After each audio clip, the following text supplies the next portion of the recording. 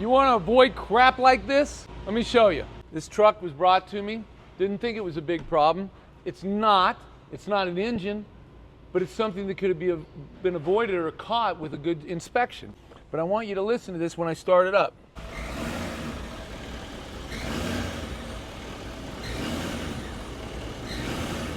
Now remember, I've taught you that when you listen to an engine and you rev it up, it's going to get louder, but it shouldn't have a different noise. You hear that? That's a very costly repair. A little squeak like that is a costly repair. So with this buyer's used car inspection guide that I'm releasing tomorrow, you would have that information to avoid a couple of $1,000s. This thing's got an exhaust leak, and on this engine, it ain't cheap.